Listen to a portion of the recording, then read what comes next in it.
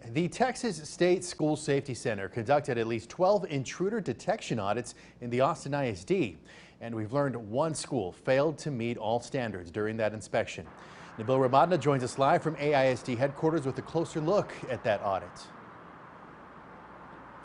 Well, Daniel, AISD didn't tell us which school specifically didn't meet standards. They didn't tell us what went wrong either, but they did tell us they were working to fix the problems.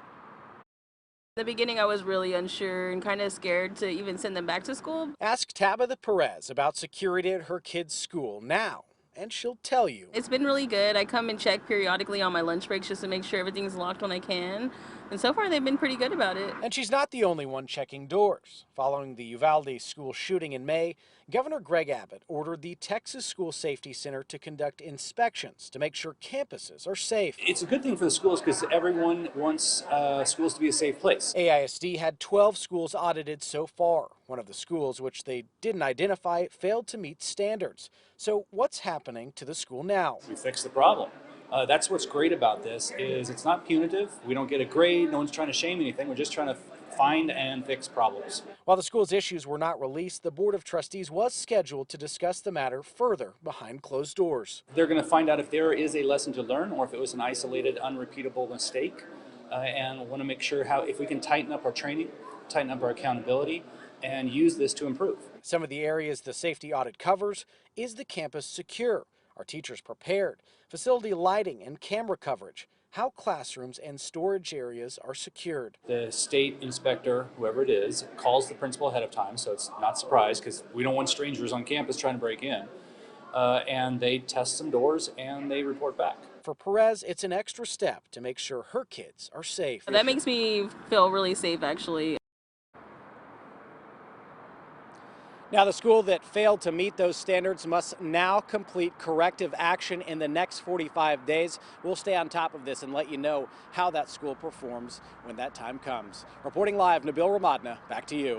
All right, Nabil, thank you very much. And Austin ISD is putting a $2.4 billion bond on the November ballot that would improve safety at its campuses.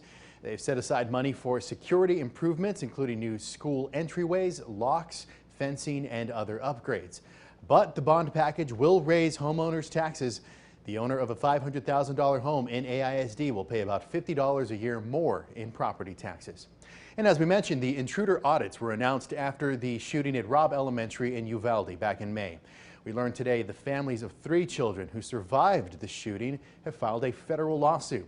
They allege the city of Uvalde, the district, the former district police chief, gun makers, and several others are to blame. The attorneys told our media partner, the Texas Tribune, it was a, quote, perfect soup of lack of care. Now, this latest lawsuit comes a month after another law firm served the Uvalde School District with a $27 billion suit over the shooting. Meanwhile, the Uvalde School District and many others in the community have called on Governor Greg Abbott to hold a special legislative session. They want lawmakers to raise the legal age to buy AR-15 style rifles like the one used in Uvalde from 18 to 21. Last month at a campaign event, Governor Abbott said the law they're seeking in Uvalde has already been ruled as unconstitutional. But other groups and his challenger, Beto O'Rourke, disagree.